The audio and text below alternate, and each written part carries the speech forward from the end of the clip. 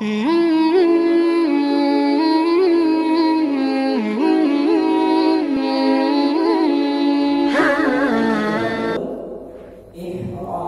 ada juga ihram di sini. Jadi di sini sebagaimana kita memulai sholat dengan takbiratul ihram, maka Islam seharusnya sebenarnya menganjurkan kepada kita bahwa kita memulai awal tahun itu dengan ihram. Apa itu ihram? Ihram seakar kata dengan kata haram. Haram itu artinya misalkan daging babi haram. Apa maknanya itu? Haram itu artinya dibatasi. Kita terbatasi dari sesuatu itu, maka sesuatu itu haram bagi kita. Allah mengharamkan surga, berarti Allah membatasi surga dari seseorang. Maka Allah mengharamkan daging babi, itu artinya Allah membatasi daging babi itu dari kita, sehingga kita tidak boleh melewati dan menyentuhnya. Kira-kira begitu. Maka ihram itu seperti di dalam ibadah sholat, takbiratul ihram itu sebetulnya menjadi titik pemisah antara segala aktivitas yang bukan sholat dengan kedepannya aktivitas hanya berkaitan dengan sholat. Jadi kita fokus pada satu hal dan kita meninggalkan hal-hal yang lain.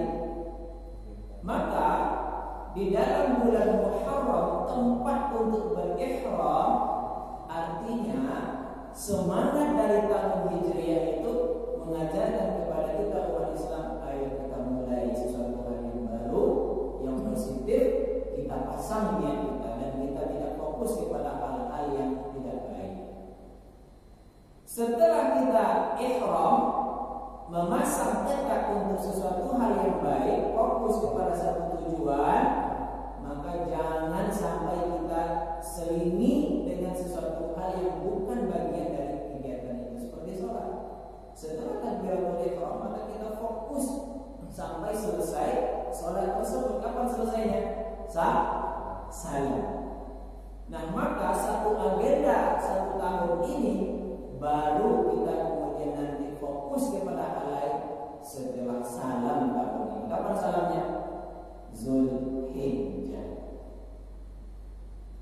Maka Muharram, Safar, Rabiul Awal, Rabiul Akhir sampai seterusnya sampai bulan Zulhijjah, pada dasarnya itu adalah satu perjalanan waktu yang sudah dirancang,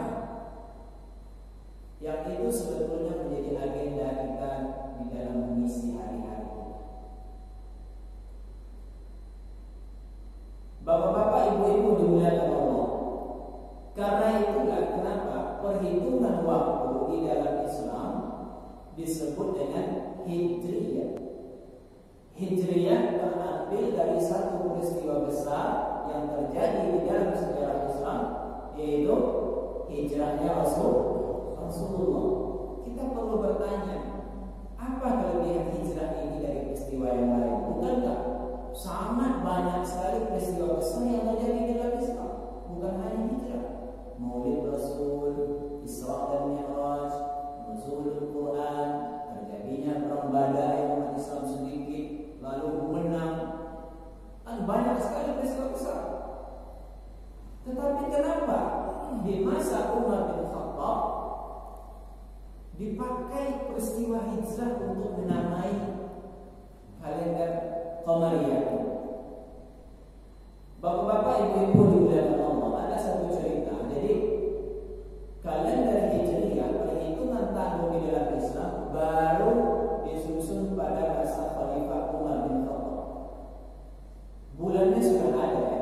Nama-nama bulan itu sudah ada, tetapi belum disusun. Umat Islam pada saat itu belum mengenal istilah perhitungan waktu.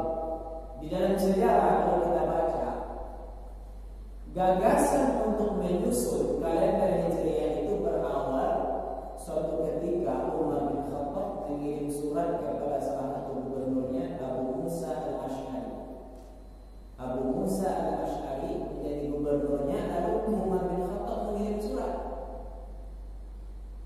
Surat itu dibaca oleh Abu Musa al-Asy'ari tanpa punya perhitungan tahun, nggak ada tanggal. Maka dibalaslah oleh Abu Musa al-Asy'ari, sudah saya baca surat yang tidak ada tanggalnya yang sudah disampaikan oleh Khalifah begini. Dari surat balasan Abu Musa al-Asy'ari itulah kemudian Umar bin Khattab mendapatkan ilham. Jadi Umar bin Khattab ini adalah sosok sahabat atau sosok khalifah yang sering sekali mendapatkan ilham seperti itu. Di dalam sejarah Al-Quran itu dibukukan atas inisiatif siapa? Umar bin Khattab. Ketika masih masa pemerintahan Abu Bakar As-Siddiq, lalu Umar tiba-tiba mendapatkan ilham itu agar supaya Al-Quran ini dikumpulkan dalam satu tempat, kemudian nanti ditulis menjadi satu mushaf, sehingga kita kenal sekarang Al-Quran itu bisa kita akses dengan mudah. Itu ilham yang diberikan Allah kepada Umar bin Khattab. Termasuk salah satunya adalah ilham yang diberikan Allah kepada Umar bin Khattab untuk menyusun kalender atau perhitungan waktu versi Islam.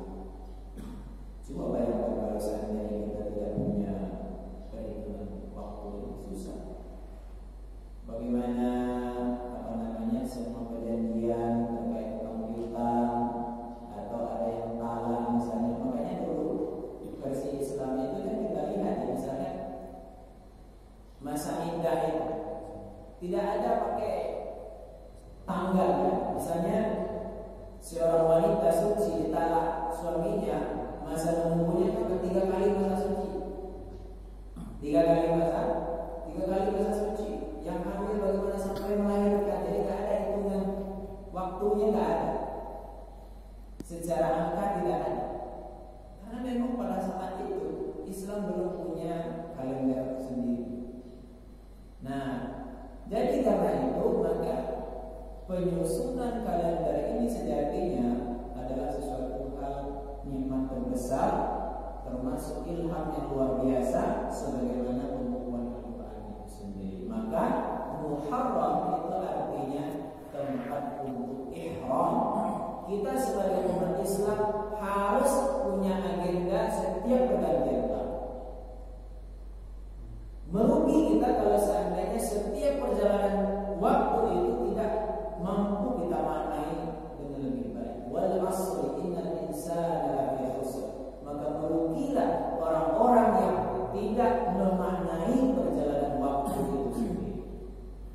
Nah, jadi karena itu maka Muharram ini adalah momentum bagi kita untuk menyusun satu agenda perubahan ke arah yang lebih baik, dan itu akan kita fokus untuk merealisasikan agenda terbaik itu, dan hasilnya akan kita evaluasi nanti ketika Dzulhijjah. Bapak-bapak, ibu-ibu dimuliakan Allah, maka di antara ayat yang berkaitan dengan hijrah ini adalah surat Al-Baqarah yang tadi saya bacakan. A'udzubillahi minasyaitonir rajim. Innal ladzina amanu, sungguh orang-orang yang beriman, kemudian walladzina hajaru wa jahadu, lalu orang yang beriman tadi hijrah dan berjihad di jalan Allah, ulaika yarjuna rahmatullah, mereka adalah orang yang senantiasa mengharapkan rahmat Allah. Wallahu ghafurur rahim. Pertama saya ingin mengajak kita bersama untuk melihat ayat ini dari pangkal ke ujung. Ayat ini dibuka dengan innal ladzina amanu, lalu diakhiri ujungnya wallahu ghafurur rahim.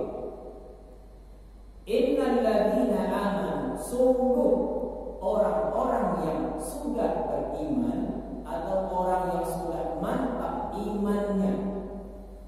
Kenapa ayat ini diawali dengan orang-orang yang beriman? Karena yang hijrah hanya orang yang beriman saja. Yang akan hijrah saja. Hijrah itu maknanya apa? Selama ini kita pahami hijrah itu maknanya ya secara sederhana kita maknai saja dulu perubahan ke arah yang lebih baik atau perubahan dari keadaan menjadi kepada suatu keadaan yang kita lebih dekat kepada Allah Subhanahu wa taala.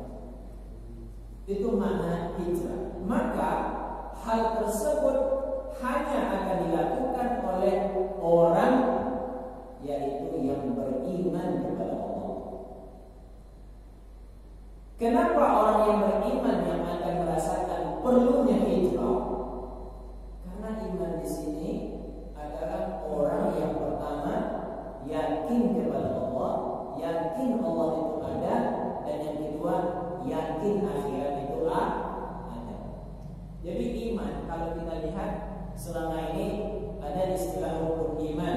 Rukun iman itu ada 6. Tetapi sering sekali Al-Quran itu menyederhanakan rukun iman yang 6 itu hanya menjadi 2 saja. Man amana billahi wal yawmil akhir. Wa minan nasi man yaqulu amanna billahi wa bil yawmil akhir wa ma hum bimu'minin. Di antara manusia ada yang mengaku-ngaku beriman kepada Allah dan hari akhir, padahal mereka tidak beriman. Jadi ada 2, iman kepada Allah dan iman kepada hari akhir. Seseorang yang di dalam hidupnya yakin adanya Allah, Allah itu maha melihat, Allah itu maha mendengar, Allah itu maha mengetahui zahir dan batin, lalu dia mendapati dirinya selama ini belum baik. Otomatis di titik itu dia berusaha untuk baik. Kalau kesadaran ini tidak ada, keyakinan ini tidak ada, maka seseorang tidak akan tahu untuk apa. Kenapa dia harus berubah?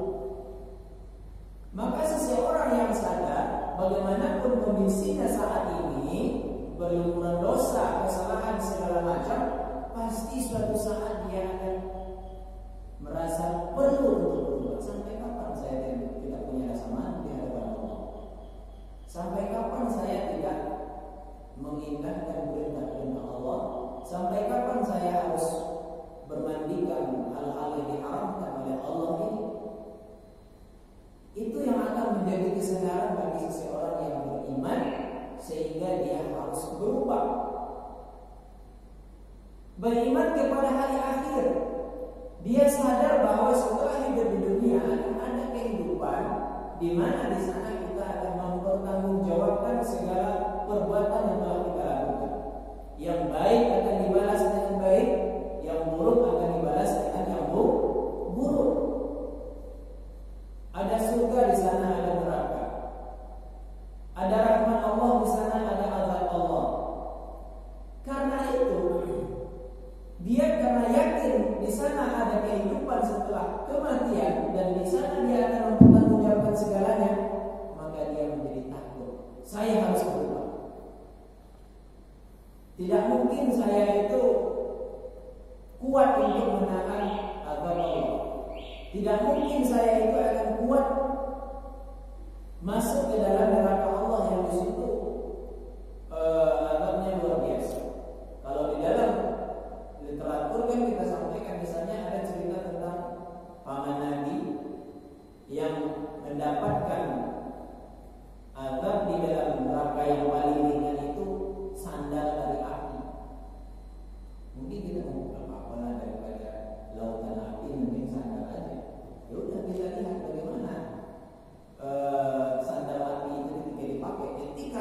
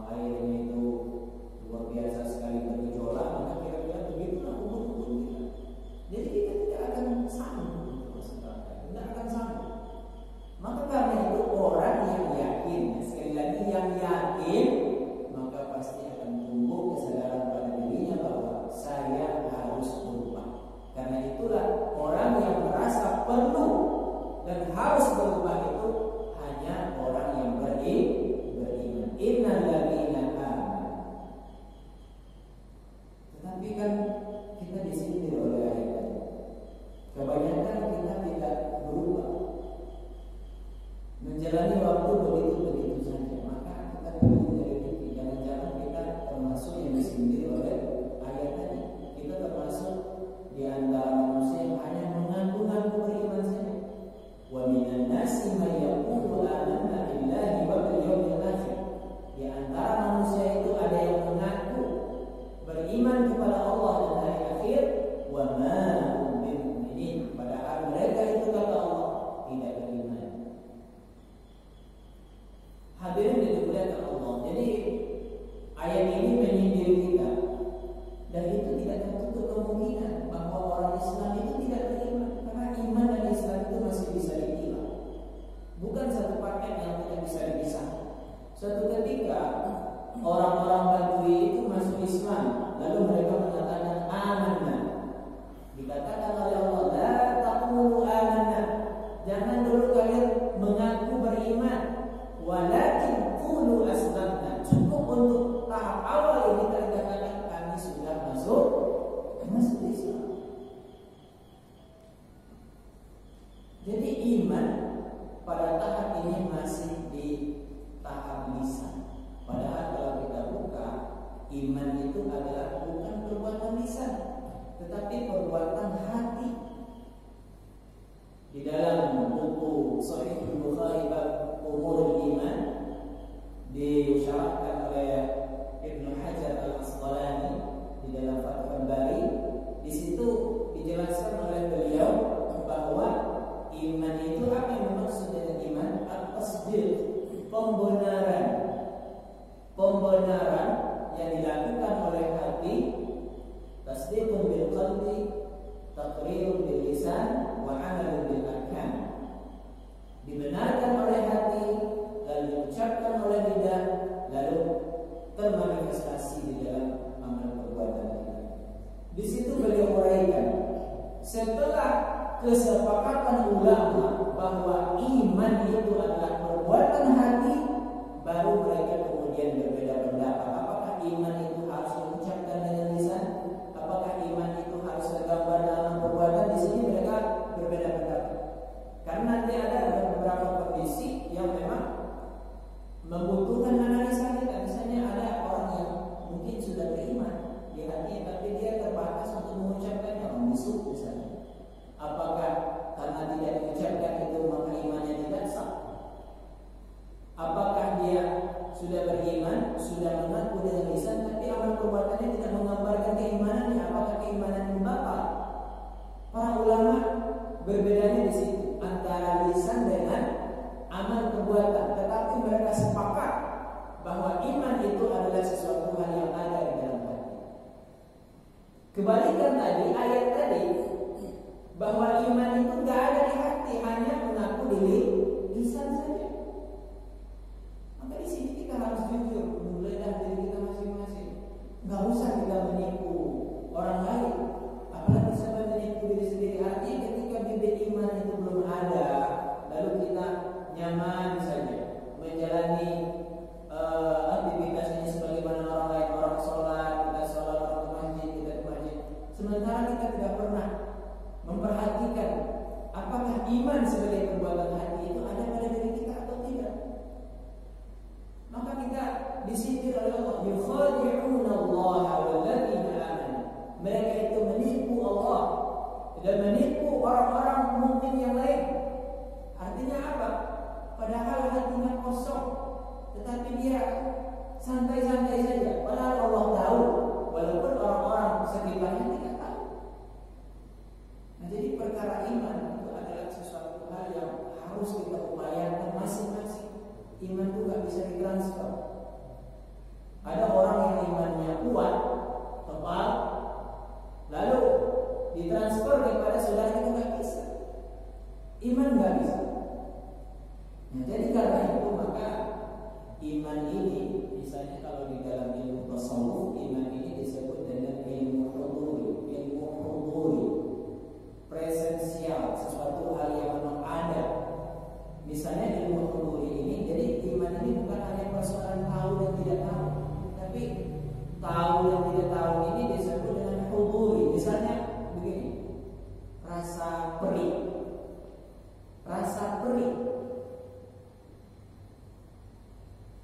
ketika rasa perih itu dirasakan, maka kita sendiri sadar rasanya begini, kemudian wujudnya ada karena kita rasakan, dan bagaimana fenomena makna dari perih itu juga dalam satu waktu kita rasakan. Kalau hanya kita mendengar uraian rasa perih itu dari orang lain, maka kita tidak akan pernah menyentuh hakikatnya. Begitulah kira-kira. Jadi kalau hanya di lisan saja, nggak ada di hati, maka iman itu belum ada. Karena itulah barangkali iman yang belum ada di hati belum menggerakkan kita untuk hijrah. Kita takut, lisan kita mengatakan takut kepada neraka, tetapi perbuatan kita masih lebih identik kepada neraka. Kita bilang Allah itu Maha melihat, tetapi kita tidak pernah mau berbuat sesuatu hal yang tidak baik. Nah, jadi di situ bahwa hijrah hanya akan dilakukan oleh orang yang beriman kepada Allah. Setelah dia tahu, sadar bahwa harus berubah, maka dia mengharapkan di ujung ayat itu ampunan Allah Subhanahu wa ta'ala. Selama ini dia tidak malu kepada Allah yang Maha melihat, Maha mengetahui, Maha mendengar. Selama ini dia seakan-akan tidak takut kepada akhirat yang di sana ada neraka, ada Allah segala macam. Maka pada titik itu dia mengharapkan penyucian dari Allah. Dia mengharapkan ampunan dari Allah.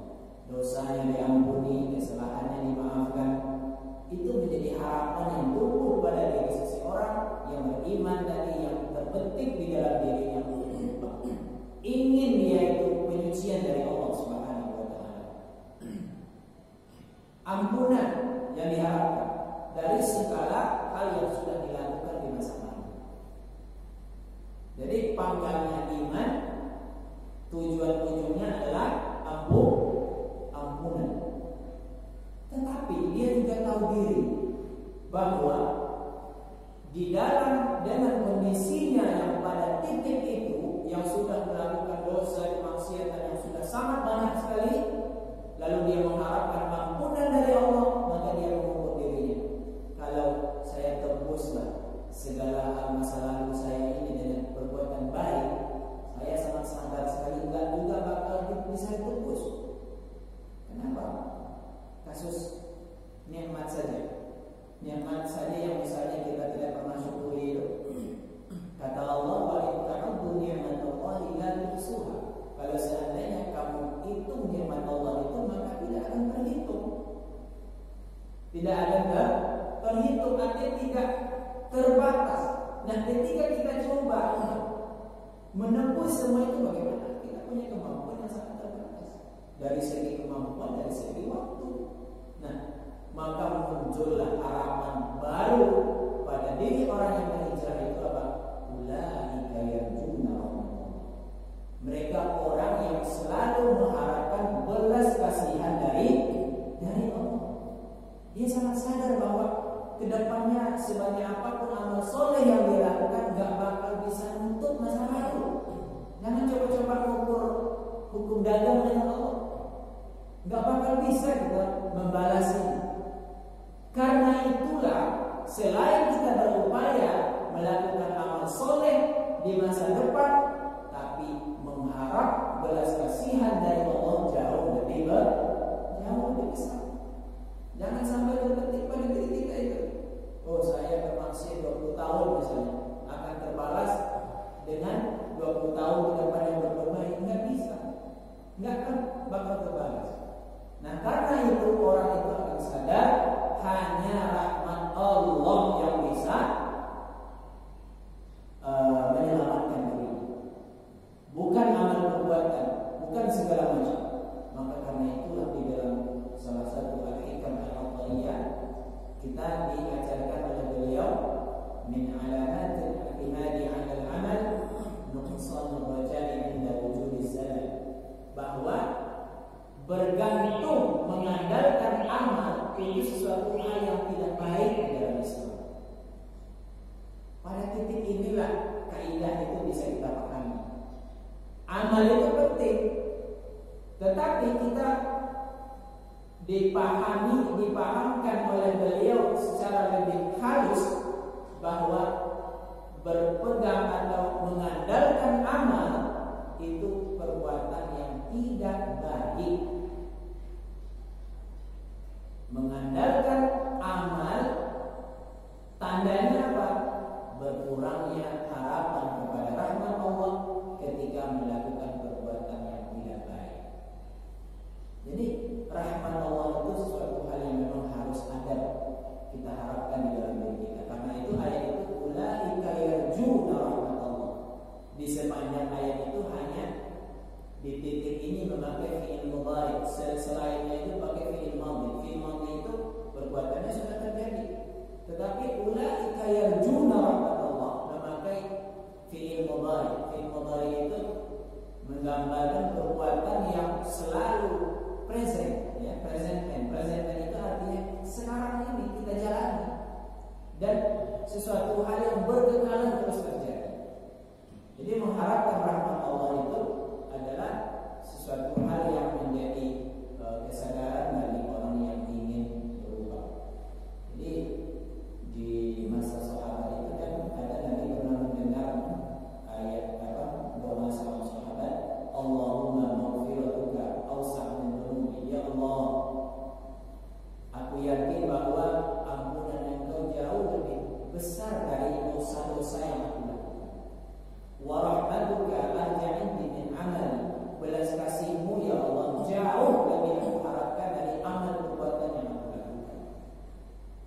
Jadi kita tidak lagi berpikir hitung-hitungan dengan Allah, tapi kita mengharapkan rahmat Allah.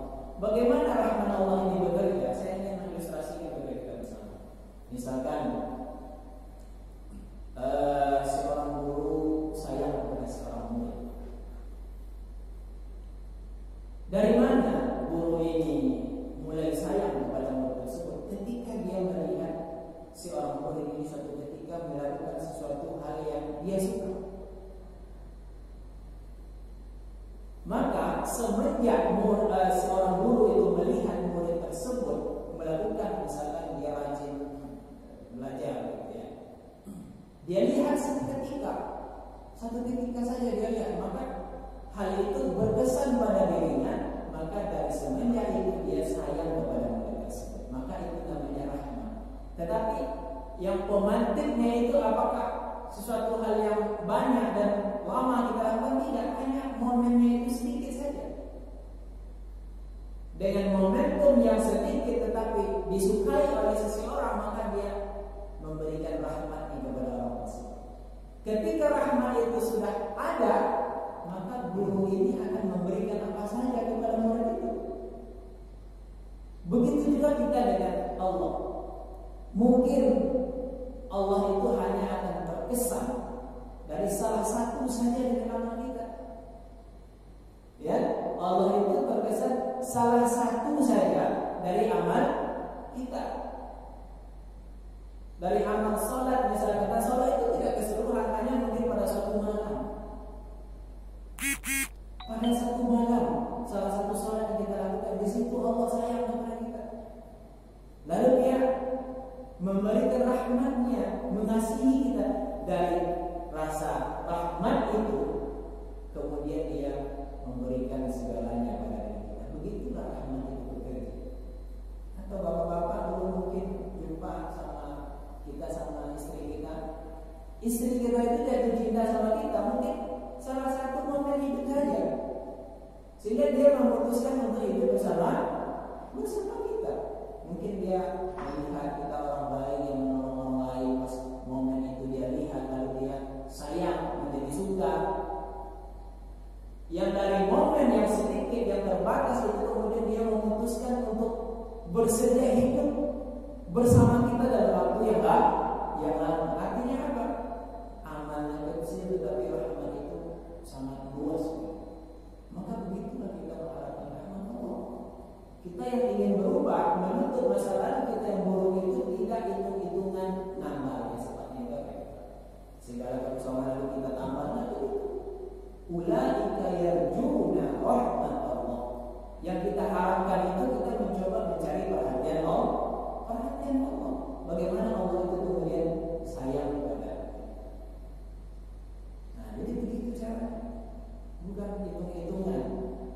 Nah, jadi orang yang ingin berubah mengharapkan ampunan dari Allah, kemudian dia sadar bahwa secara usaha dia tidak akan mampu meraih itu, maka yang kemudian tumbuh dalam dirinya adalah mengharapkan rahmat, kasih sayang dari Allah Subhanahu wa taala.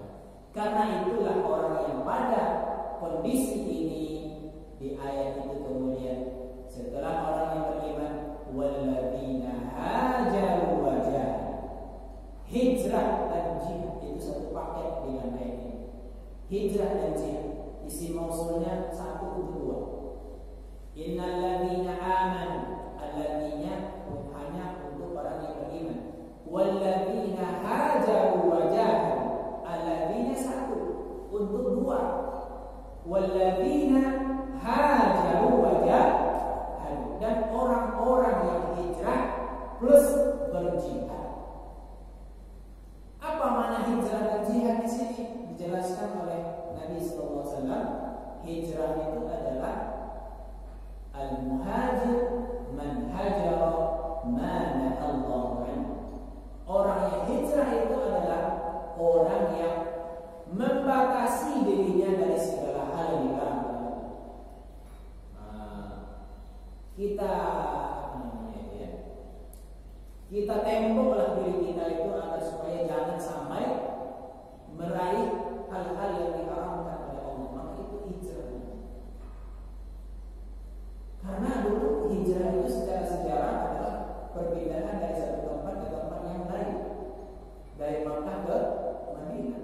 Tetapi setelah Makkah ditaklukkan oleh Rasulullah di dalam Fathu Makkah, maka Nabi pada saat itu bersabda, la hijrah ba'dal fath. Setelah Makkah ini dikuasai, maka tidak ada lagi hijrah. Hijrah berarti perpindahan orang-orang yang beriman dari Makkah ke Madinah. La hijrah ba'dal fath. Tidak ada